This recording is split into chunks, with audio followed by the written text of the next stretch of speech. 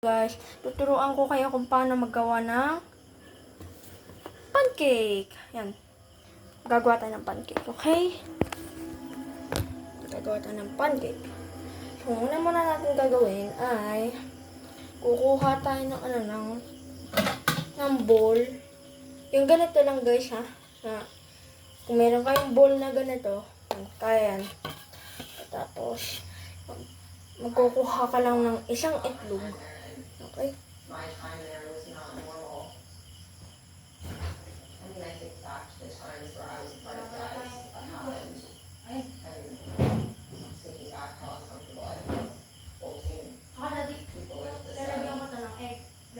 And so when that initial news article popped up, and it said, Yan, ito na guys. Ito yung isa nating itlog. Okay. Tsaka kukuha tayo ng 1 cup of hanggang dito lang na tubig, okay? Lalagyan lang natin.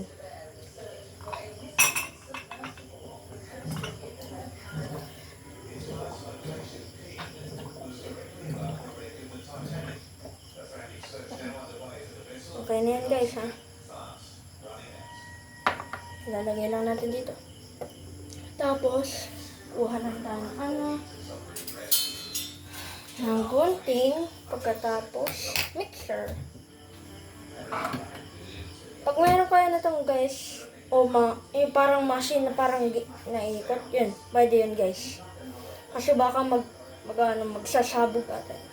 Okay, so lalagyan na natin ng egg. Egg muna guys.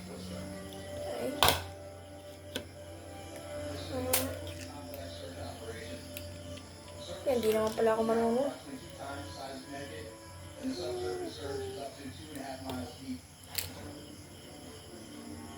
Lang guys. Okay. Wait lang guys ha.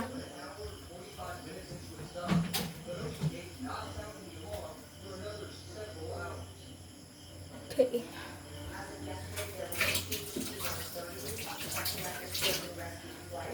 Yan. Tsaka pag nalagay mo na, i-mix-mix mo muna, okay?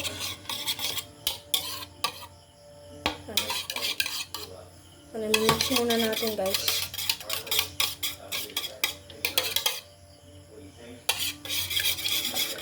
Pag ganito na po yung kulay niya, yan, ganyan na po. Yan, ganito po. Pag ganyan na po yung kulay, hintay-hintay lang po tayo.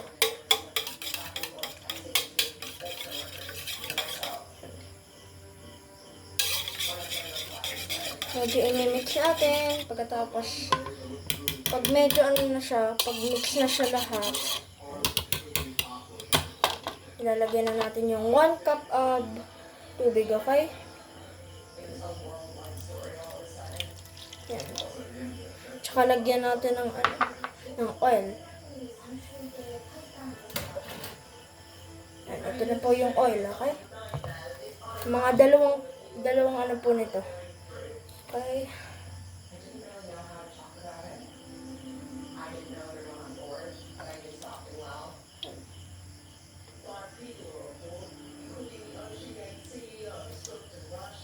Yan, okay na po yun guys. Tapos, na tayo, okay? I-mix na natin.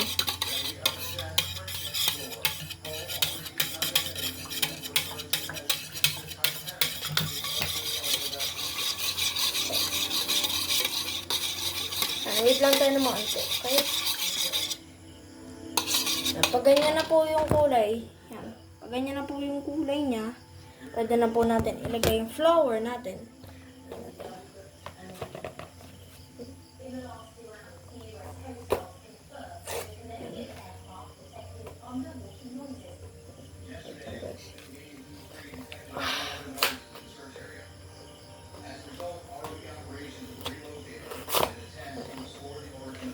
Nilalagay na natin lahat ng flour natin. Kasi lahat talaga. Kakat na natin.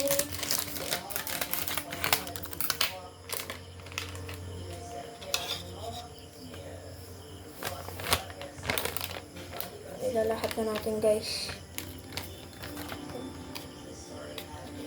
po guys. Yan, dapat po lahat ng powder ay dapat wala na po. Dapat maano na yun. Ma-absorb ng tubig po. Okay? Yan.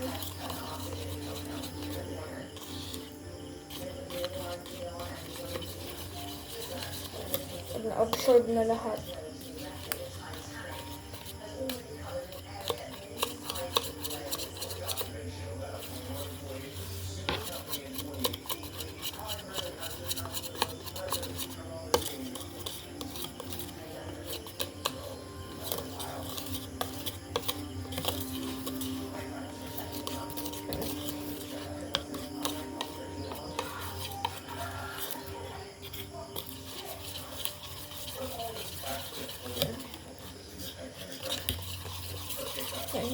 Mix lang natin ng maunti.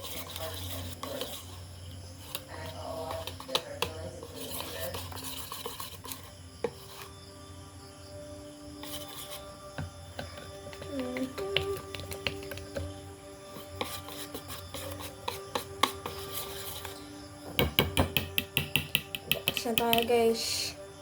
Pero hindi pa tayo magtatapos kasi lulutuin pa natin to. Ilalagay na lang natin muna ito sa ano. Set pa natin. Yan.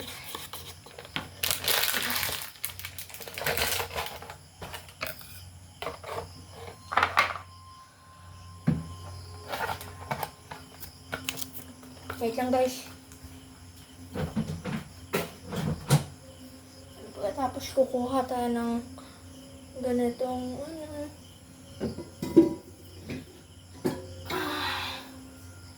Iba pala.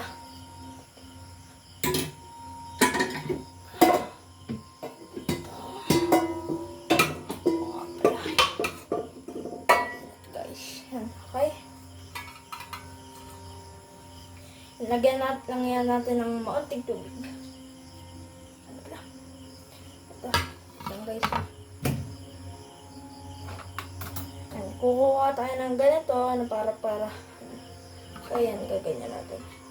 Na kasamang oil. Oily motherfucker.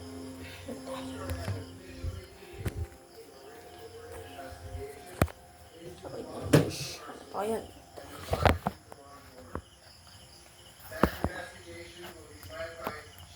Gaganyan na lang naman po natin.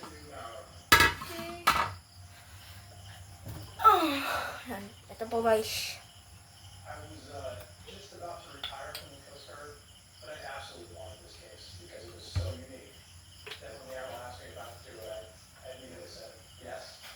Tapos po, parang ipipainting po natin siya.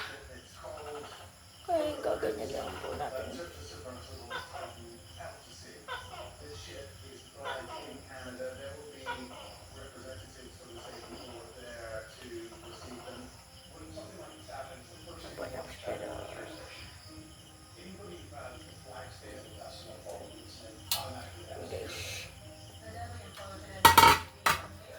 Medyo i-mix muna natin to.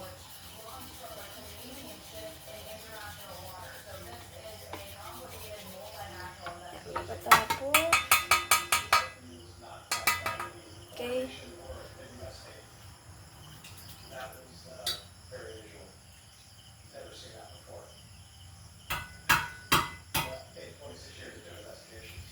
Ayan na po guys, initan lang po natin.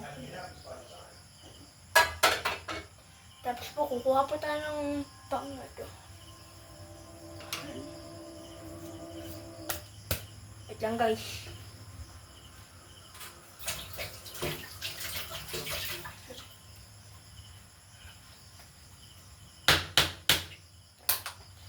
Tapos papainitin lang natin.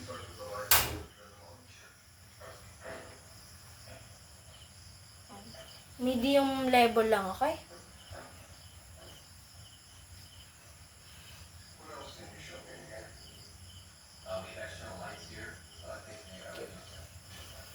Hintay-hintay lang tayo ng maunti, okay? Medyo i-mix lang po natin yung ginawa natin. Yan, pwede na po natin itong ilagay. Gaganon nyo lang po. Bawasan ko lang yung...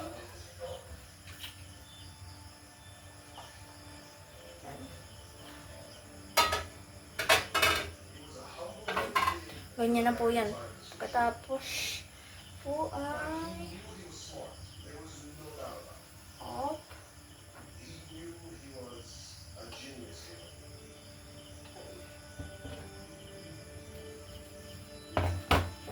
Medyo ano lang po tayo. Pag nagbabubbles na po, oh, ganito po. Pag nagbabubbles na po yung mga, yung nasa likod, yan. Pwede nyo na pong i-flip, okay? Gaganon lang po. Wait lang guys. So, kukuha lang tayo ng plate.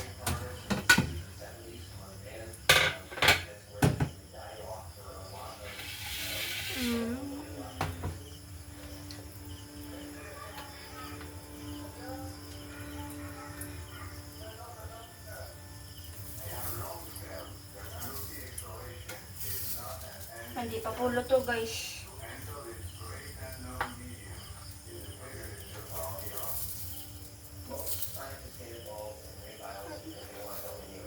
Hindi pa po siya luto.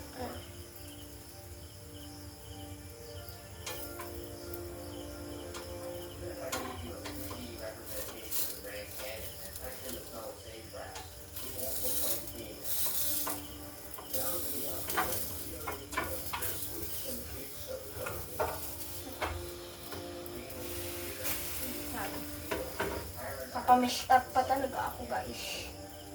Pero, yan, ganyan po guys.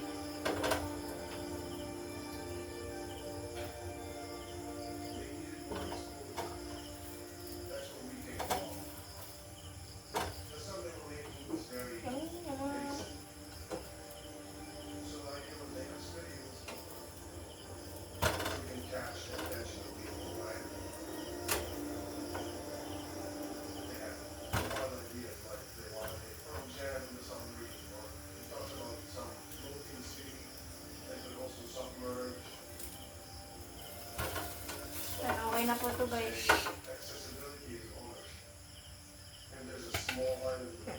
Alagyan na naman po tayo.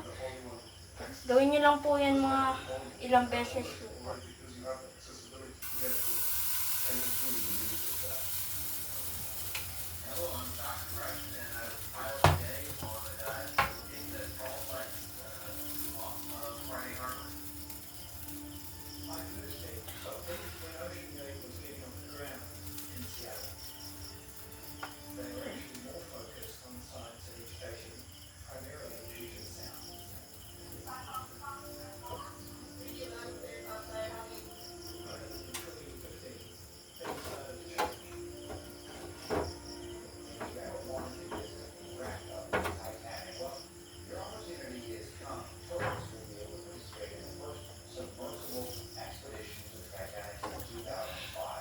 Hintay lang po tayo ng mga 30 minutes, ganun po.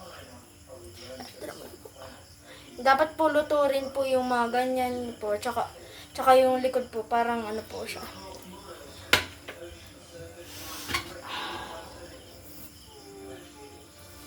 Sunog.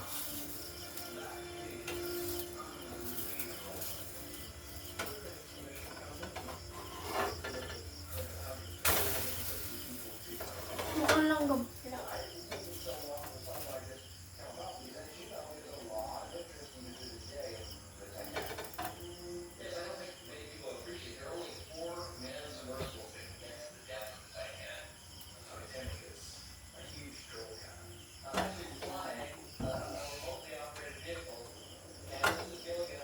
Parang hindi po ako magaling.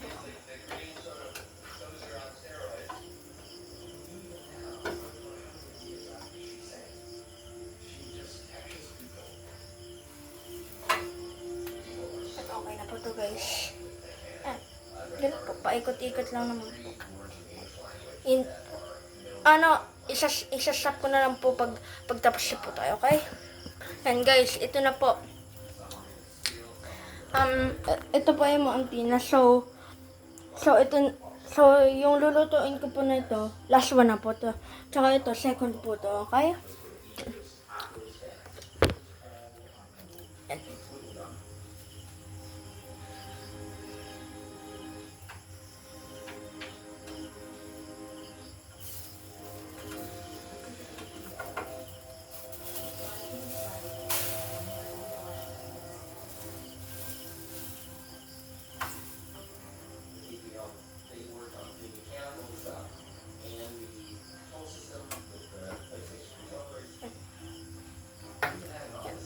Ito na pa. Hindi po kasi ako medyo magaling. First time ko lang po kasi ito eh. Ay, hindi po. Pang second time ko na po ito eh. Hindi po ako medyo magaling kasi beginner lang po ako. Pang second time ko lang po. At kain po kayo. Shit.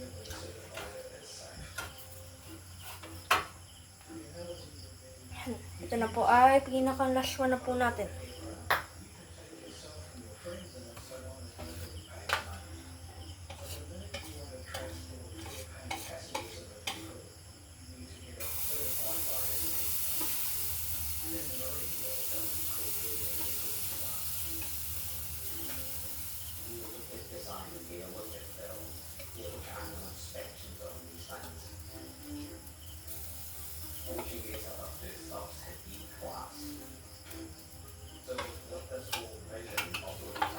Guys. Guys.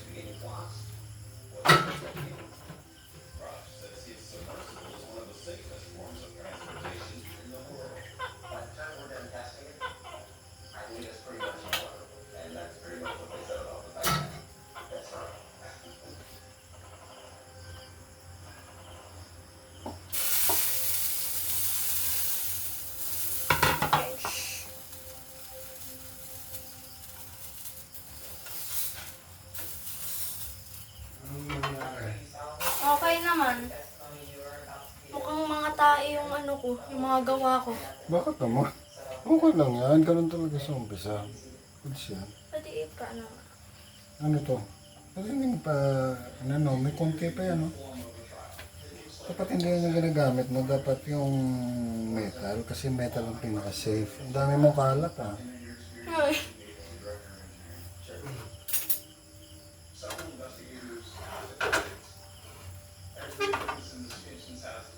Ganun, di ba? Hindi pa. Medyo, ano pa. Yan.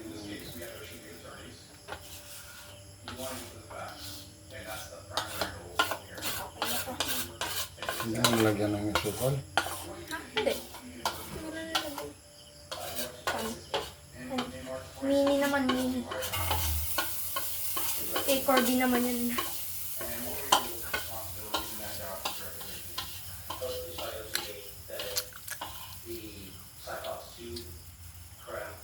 Pwede mo hinaan ng apoy sa pamamagitan mo.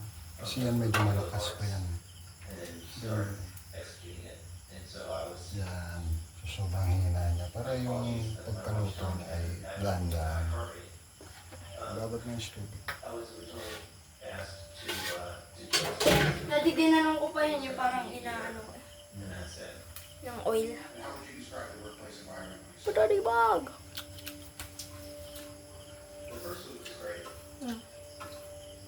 Pang baby size naman yan.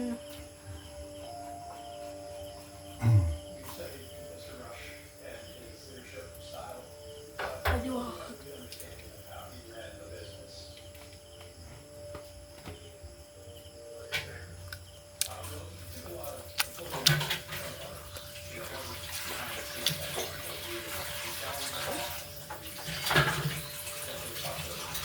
Paano na to?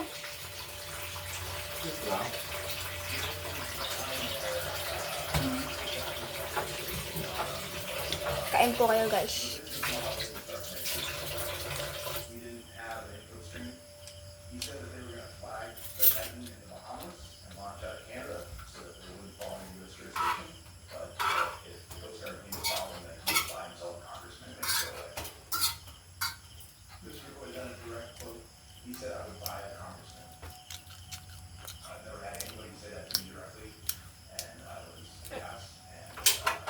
Yan guys.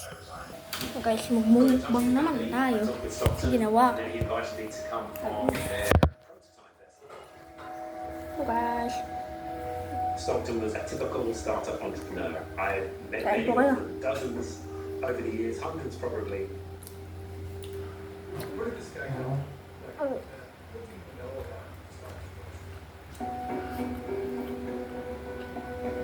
You know, he came from privilege, there's no doubt about that. He was a graduate of Princeton. Not the strongest student academically, but he obviously got an engineering degree. He built his own airplane from a kit, and that's a plane he would fly for many years afterward. Later, he even built a kit submersible. You know, very confident, full of enthusiasm. Both Stockton and his wife Wendy were from generational wealth. In fact, Stockton could actually trace his ancestry all the way back to two signers of the Declaration of Independence. We read you loud and clear. How do you read us?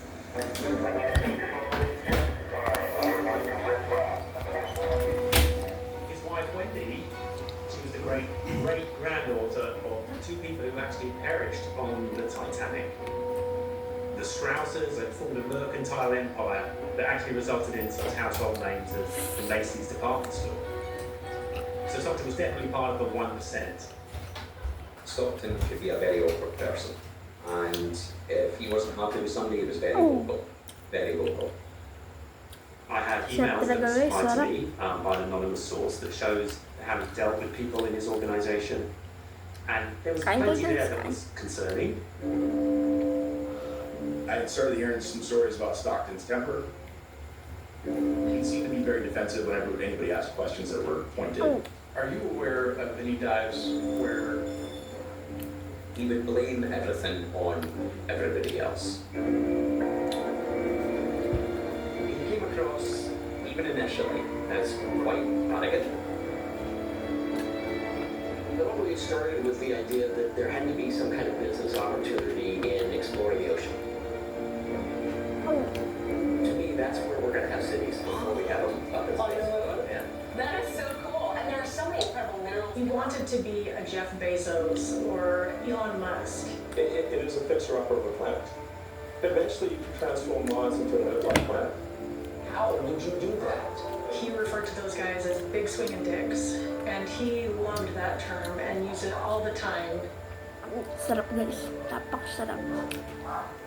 He was using OceanGate and how OceanGate was different with the carbon fiber from anybody else in the industry. If he could pull this off, he could be a big swinging dick too. Okay, so. Would you describe Titan, based on the information that you know, as an experimental manned submersible? Ito po guys. Sunog. But it was an experimental submersible that they had already taken deposits to go to the Titanic in.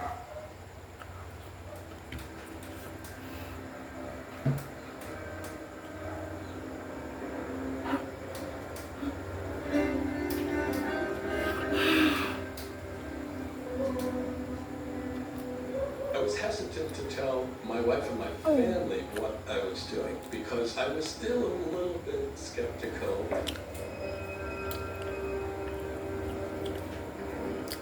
If I tell them, they're going to be worried. So I didn't want to put them through that. Crispy nito guys. Hindi nyo lang maririnig yung crunch. But You could tell that Stockton was in charge. It was his operation. Okay, got it. Think what you can do on the back. We have clients that are Kain po kayo, guys. Titanic Kain po kayo. enthusiasts, which we refer to as Titaniacs. A lot of our mission specialists are also space people. It differs in a significant way. na lang, guys. We actively seek the involvement of the mission specialists who come out with us. alam mo guys. Mission specialist, digest, report, breakdown, or just. The term mission specialist is a workaround. There are some rules about operating vessels at sea. Those rules differ depending on whether you are a crew member or you're a paying passenger. There are things that are maybe less critical. For example, reviewing video content. You know, you're not going to hurt anybody if you mess that up. But we have our mission specialists closing the dome. Well, that's pretty critical. Stockton was trying to confuse them, insisting that nobody was ever referred to as a passenger. Colin Taylor, mission specialist. Richard Taylor, mission specialist. It was just one of the steps that OceanGate took. making sure that they could work around US legislation. There's certain things that you want to be buttoned down, and that's the pressure vessel. You know, once the pressure vessel is, you're certain it's not going to collapse on everybody, everything else can fail. One of the things that impressed me is the total transparency. In all of the documentation, it was very straightforward that you're, basically signing your life away. Sarap talaga guys.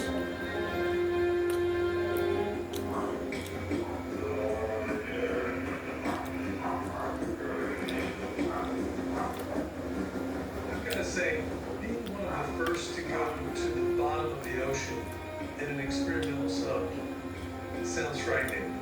Well, you're not alone. A lot of people have said that to me, but I felt confident. I felt confident in both Stockton and in PH. PH has been there 37 times, and he knows, everything about the Titanic and a whole lot about submersibles and diving. Tao. Each dive is a new experience. Each dive is a new adventure because you never see the same thing exactly. This is an elite French research vessel. George Tulloch is the expedition leader. Tulloch's company, RMS Titanic, is responsible for conserving the historic ocean liner. To coordinate the expedition, Tulloch has chosen P.H. Nargelet, a former French Navy commander. J'apprécie beaucoup le Titanic, mais c'est vrai qu'aussi il m'a pris beaucoup de temps mon papa.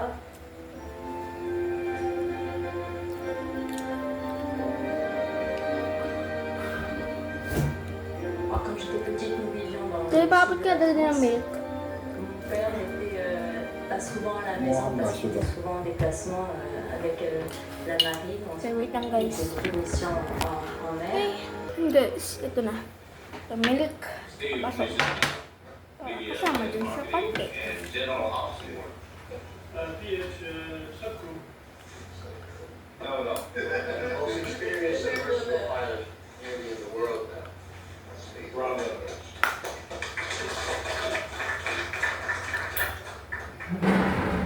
Et il ne travaillait pas pour Ocean Gate, je préfère le dire. Il était invité. Ça, c'est important.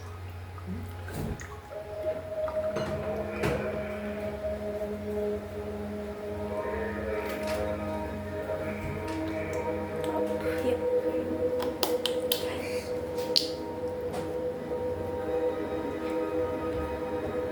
Ano po kayo? There was a certain amount of anticipation. They call it the abyss for a reason.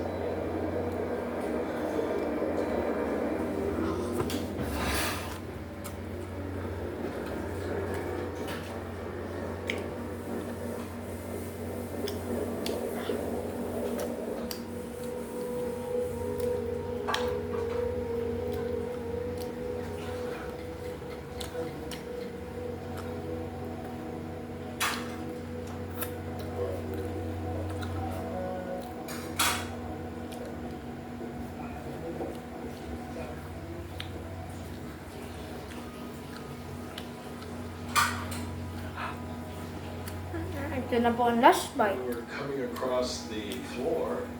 All of a sudden, there's this big wall, and that was surreal. It was, oh my God, that's it. Ito.